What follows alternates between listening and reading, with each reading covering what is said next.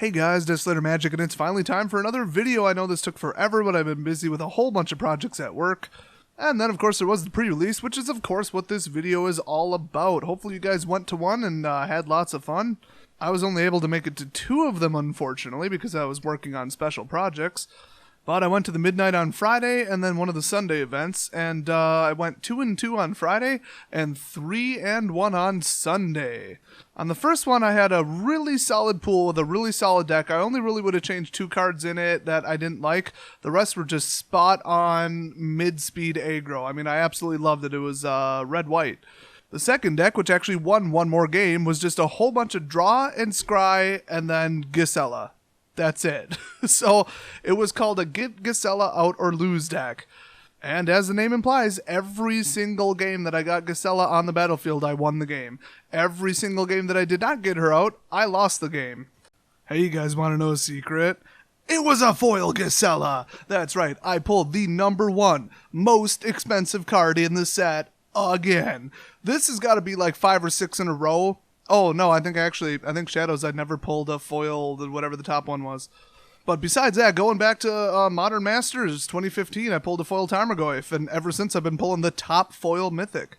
This time I didn't even have to leave the pre-release to get a foil Gisela. I got it right on Sunday. So when I was winning with it, at least my opponents were like, well, it's really shiny and pretty at least. I mean, yeah, it just kicked the crap out of me, but at least it's really cool looking.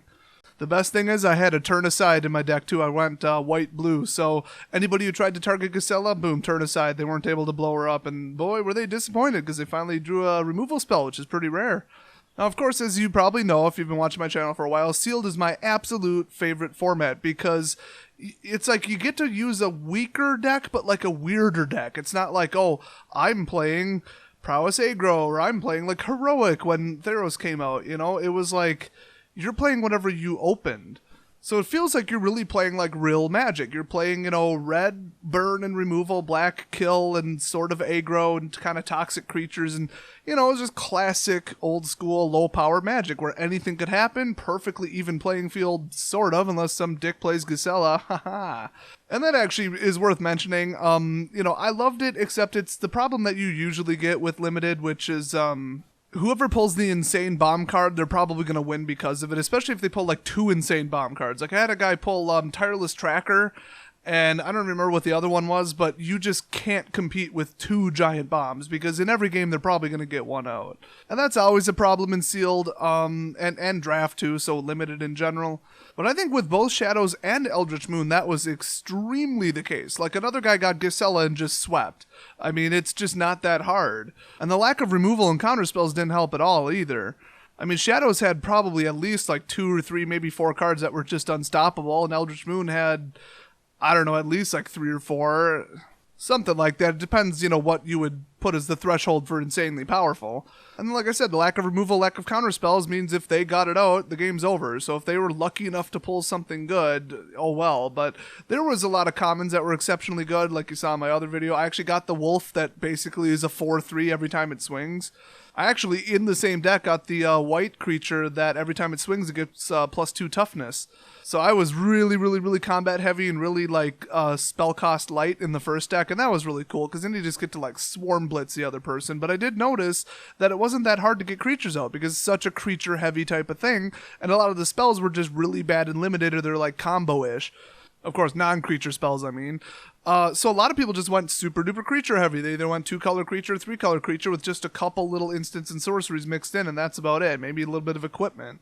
And I noticed that, unfortunately, at least from what I saw, it kind of made the games boring. Like, you know, I really love Sealed. I love every game much more than Standard and infinitely more than Modern. But compared to other Sealed tournaments, I would say that the games were boring. They were very repetitive, very similar. It was like, I'm going to get out some giant creatures that mess with you. You're going to get out some giant creatures that mess with me. And whoever pulls a removal spell first is probably going to win. I mean, that's just what it came down to. And I knew that's what it would come down to. So instead of, oh, maybe somebody pulled off mill, maybe somebody pulled off, a combo, or maybe they're going like control removal heavy and bounce heavy, or maybe they're going to go for a token drop, it was pretty much just creatures versus creatures. And normally I don't mind that, but it just seemed a little tiny bit boring. I still had a blast. I'm not going to say it was like a disaster and it was just poorly designed. But it could have been a little bit more exciting with a little bit more dynamic decks where somebody could pull, something real interesting and start winning with a little bit different method. I mean, there was barely even any like ambush boost. I pulled quite a few of them, actually. I pulled like 5 or 6 ambush boosts in my first deck that I built on Friday, so that was really nice. But it wasn't even close to other sets where there's just a whole bunch of 1 and 2 cost boosts like Sure Strike and Titanic Growth, obviously. I think Titan Strength is the guy rolling the boulder up the hill and all that. I mean, there just wasn't a whole bunch of that where you could just like, oh, I'm going to put in 12 boost spells and then mix it with my creatures so it's nothing but ambush. It was pretty much just lines of creatures. So let me know if you guys saw the same thing. I mean, it wasn't like the matches were bad. It's just I think there was room for improvement, but they got to design the set the way they wanted to, and Shadows was just nothing but creature combat. It's just super creature heavy, and it makes sense. So they continued it with Eldritch Moon, and I think that results in some pretty cool standard decks, so it's a trade-off, because you're going to play a lot more rounds of standard than sealed, obviously. So other than that little tiny downside, I think the 2 sets were amazing. I know people like to complain about not getting 6 boosters in the new set, but it honestly would be hard to play without Shadows. But then again, I didn't see like, oh, I'm going Werewolf Tribal. No, you'd have to be the luckiest card puller in history to get enough werewolves to interact with each other for it to actually be worth it. Same goes for like the Vampire Madness black-red deck. I mean, you just can't build that in Limited unless you have like God's gift to the ideal opening packs. So since Tribals are pretty much all of Shadows over Innistrad, I thought that was unnecessary, but building with just Eldritch Moon would seem like really weird. It would work, but like storyline-wise, you'd be referring to cards that might not have even been printed in Eldritch Moon that like were almost exclusively in Shadows over Innistrad. You would have so many more dead cards, and Shadows had just as many giant bombs in Limited that you could get in Eldritch Moon. So I think that it makes the decks look less similar, even though they looked extremely similar. It's just lines of creatures attacking each other and yeehaw. But at least it was different creatures because some of them came from the last set. So I think it's a positive thing. I mean, obviously you're getting 33% less cards from the new set, but hopefully you're getting like a booster box or something too.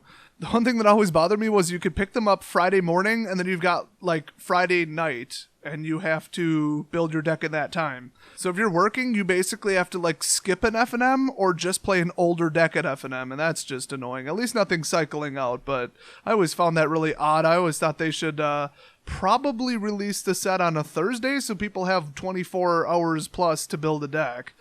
And you really wouldn't want to do the opposite, which is make the new cards illegal at FNM at the first one right when they were released that morning. That would be stupid.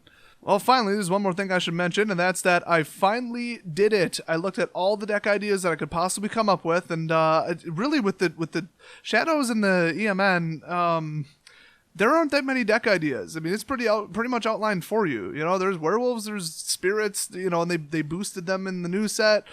So now you can make your werewolf or your vampire deck a little bit better. It's just the same like 4 or 5 decks pretty much, but there are really like creative, interesting ones like the new Resurrect from the Graveyard loop kind of thing. So there are still, typical out there decks. But as far as what most people build and what the, set looks like you should be building, it's pretty much the same blah stuff. But luckily, one giant exception is the deck that I am designing. I'm almost done testing it. I just have to narrow it down to 60 cards, and this one narrows down pretty linearly. It's a lot of logic, not a lot of guesswork. As far as I can tell, the whole deck's like $10 to $20. I mean, there is just no money cards in the whole damn deck. But it could very easily win on turn 4, 5, or 6. That's what I would expect it to do every single game, unless the person's playing heavy control, like specifically removal and counterspells, which you might have noticed is a little bit lacking in the last, honestly, 4 sets. I don't think anybody's playing like blue counterspell blitz because a lot of the counterspells kind of suck, especially the like one that was printed in Eldritch Moon. I suppose with Turn Aside there was 2. I'm probably missing a couple, but they literally did not print Cancel or Negate in all of Shadows or all of Eldritch Moon. If that's not a sign, then I don't know what is. But hey, they want to go creature heavy instead of the same old, I say mix it up a little bit. It gives me the freedom to build a crappy deck like this. And I say crappy because it's not fair to play against and it's not fun to play against, but it will win FNM, and It's fun if you're the one playing it, I guess. So start saving up your pennies pretty much to build this deck, and I'll have a deck list on it, well, probably not tomorrow. I'll be busy opening cards for 18 hours straight. I don't know, probably sometime next week, so look for that. By the way, on the very first pre-release day, guess what I won one game with? That's right, Domoku Eldrazi. Neither of us actually had an Eldrazi horror token, so I real quick drew one, and, well, I just decided I can never draw whatever the hell that is. It's some pretty good artwork. I'm going to draw Domokun. Oh, and he's holding a sword because I had a +2/+2 aura attached to him. You know, equipment upgrades. Yes, I know the game has actual equipment, and that's not what it was. Shut up. Anyway, if you've got a great, fantastic, amazing, awesome story about your pre-release experience, leave it down in the comments because those are always fun to read, and I will see you guys next video.